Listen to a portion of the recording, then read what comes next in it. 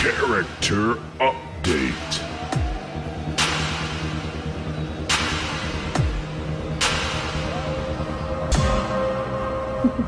Yes, character update this week featuring none other than Kia-liana and her fine little familiar, Hal. Take it away, Jane. Take it away. Oh gosh. Alright, so first of all, if somebody doesn't understand something I'm saying, let me know so I can try to rephrase it for you. So what is there to say about Kia? She's 130 right now, so she's lived a great long life already. So I'm gonna pretty much start at the beginning here. Kia does not really remember much about her childhood. She remembers having good, loving parents. She remembers living in a pretty wealthy home. But then she remembers nothing, absolutely nothing, as if part of her memory just disappeared. And she's not sure whether it's due to trauma or some kind of curse somebody put on her. But once in a while she gets these little foggy snippets of her memory. It'll be stuff like her mother stroking her hair, or her father using a bow and telling her what it is and how it works. But it's all just very blurry to her. And that's all she remembers about that. She does remember towards the end of this time, she remembers running through a forest outside of town, screaming, crying for her mother, crying for her father, and then a lot of wandering. And she seems to wander, it feels like for a lifetime to her, and she feels alone and she feels lost. She wanders really only for a few days, and this is when she's like 13 years old, so to an elf that's really, really young. She wanders, she runs into this really small cabin in the forest near a town. She's tired, she sees a stable, she goes and sleeps in the stable. The next morning,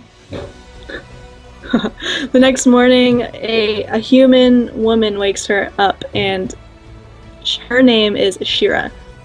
She's super, super old. She looks like she's gonna die soon. Ashira invites Kia inside, realizing they both kind of need each other. Kia's really young, she can't do much herself, and the old woman is in turn getting too old to do a lot of things. So Kia decides to live with this woman. And flash forward, they live together for about 7 years. And the old woman dies peacefully in her sleep because she's so old. It was a nice way to go for her, basically. So now that Ashira is dead, Kia is in this cabin alone. She's about 20. So she decides, screw it, I'm just gonna stay here. So for 30 years, Kia remains here mostly alone. She tends to herself. She can't really do much. She's really young, but the grief of her parents and the grief of Ashira dying starts to slowly overcome her. She slowly stops taking care of herself. She doesn't really get out much. She becomes malnourished. She becomes weak. Her will to live is really slim. She doesn't really care if she lives or dies. She becomes this shell of a person for a pretty long time. Ashira. Yeah, she basically becomes emo. So, one night, she wakes up to the sound of several orcs raiding the town nearby. Some of them spot her cabin and start running towards her. So, she doesn't have time to grab anything, so she runs out of the cabin. The orcs thankfully don't see her, but they proceed to burn the place down and loot it for all it's worth. She stumbles away, and she's super weak and malnourished already, so she pretty much trips on her own feet in the dark. And when she wakes up, there's a man looming over her, and she has this small flashback to when Ashira was looming over her, and she feels like a little bit of hope swell in her. It's a human, and he says his name is Fabian Neal, and at this point she can barely move, and she's near death. She's not able to speak. So Fabian has somebody pick her up, and then she blacks out again. And yeah, no wonder she has rage issues. She wakes up, she's in a foreign house. The house is really large, it seems to house a lot of people. She's fed a really nice warm meal, she takes a hot bath. Afterwards, she's called downstairs to the main living quarters, and this human, Fabian, he's a barbarian. Is that what I'm trying to say? Yeah. He sits her down and says, "I have an offer for you, Kia. I am a mercenary by trade. I help keep towns safe. There's many orcs surrounding these lands, and they raid our homes, but I help stop them." He says, "I have a noble position, so I have many hired hands to help me in my efforts." And he says, "You're young, but you seem capable as far as I can tell. And if you'd like to live with me and tend to my guests and my animals as we caravan around to different towns, I can offer you room and board, basically." And he says, "Perhaps when you're older, you can help me with actually saving these people, killing the orcs off. And if you don't accept, I'd like you to leave now, but I have this feeling you'll accept." And Fabian is pretty intimidating. He's a really big guy. He's bald. He has a nice thick beard. And her relationship with humans so far has been really positive. So she takes to him really quickly. She has nowhere else to go anyway, so she says yes, hoping that this guy will offer her the same hospitality that that Ashira did to her in the past. So she starts this job with this guy.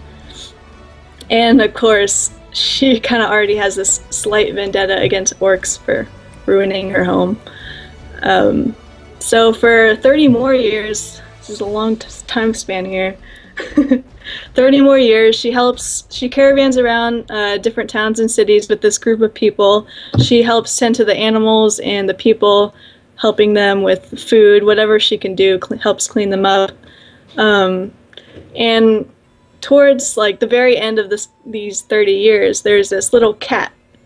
There's this little cat that starts following the caravan around, and she starts to feed this cat, and the cat continues to follow them around. So she's like, "I'm gonna name you Cal," and she becomes friends with this cat. She's obviously very lonely, and Cal becomes a sort of relief to her at the end of the day. She's able to cuddle him, things like that. And when she's around 80 years old, that's pretty much when an elf is at their adolescent age. Strange things begin to happen. She feels something powerful within her swelling up. Her hands and arms tingle with this invisible energy. She starts to notice when she's feeling emotional, she's able to do things she's never done before. And of course, this is her becoming a sorceress. She had no idea she was a sorceress, and now all these powers are starting to come out and reveal themselves because she didn't have parents to kind of look towards for that, and she doesn't remember anything about them anyway.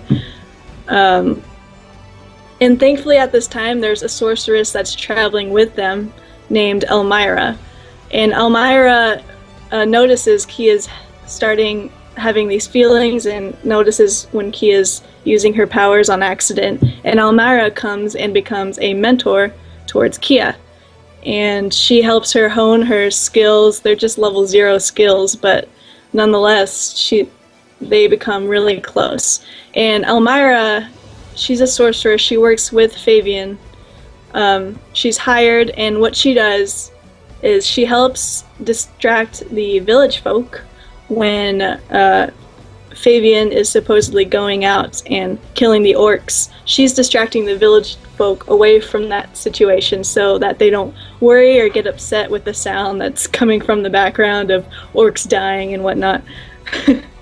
So once Fabian notices that Kia has these powers, he says, "Oh, why don't you help me with Elmira's position? You and her can help distract the town while I get rid of these orcs from the town, and it'll work out. I think you'll be a really great help here." So she does that for a while, and she's able to make Cal her familiar officially. So the bond becomes even tighter. So after she does this for a while, one night, after successfully distracting a town away from Fabian, she's getting ready to go to bed, and she notices Cal is missing. So she goes looking for Cal, and she stumbles upon the cabin that Fabian was helping. She peeks into the window, she sees dead humans, she sees like 5 orcs and Fabian standing over the bodies. They're all laughing, and the orcs are handing Fabian coins, and you can tell that this is not right. Something that I've been helping with, like, the situation is not good. Fabian was lying to us. He said he was going to help kill the orcs, but here he is trading gold with them. So she runs and tells Elmira. Elmira doesn't believe her initially, but they go and investigate and realize that they have been lied to the entire time, which was years. And so you can imagine how hurt and just pure anger, it was pure anger, that they felt towards Fabian. And so they decide, let's kill this guy. We don't like him, and we feel guilty because we've been going around with this murderous plot for some years now, and they don't want anything else to do with him, but if they just run away, they think Fabian might go after them. So one night they find Fabian in his sleep, and they kill him. And then they try to seek out the other orcs that have been with Fabian.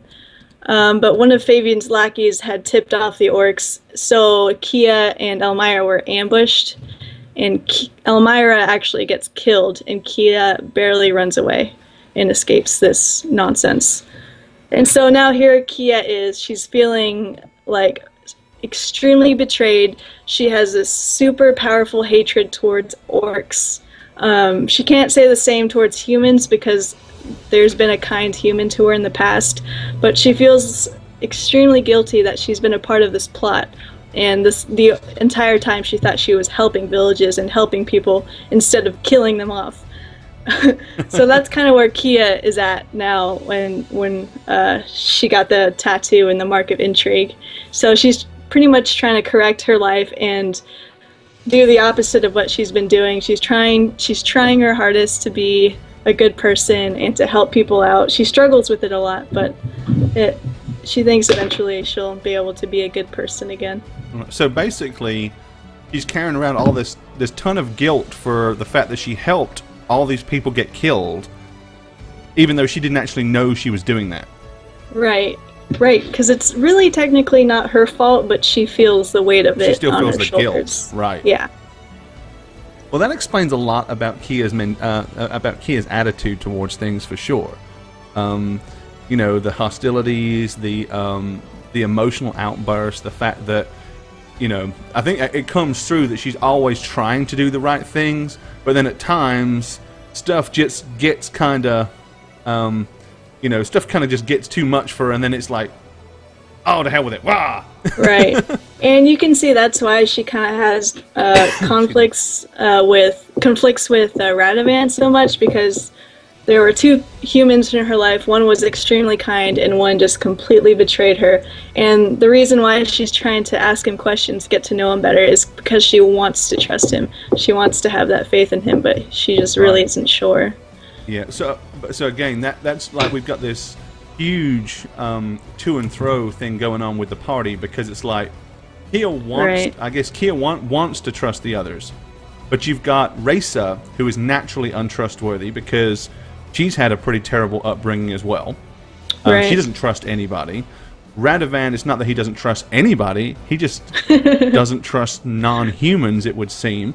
So there's a bunch of losers. Right. So Radovan is like, you know, just anti-elf.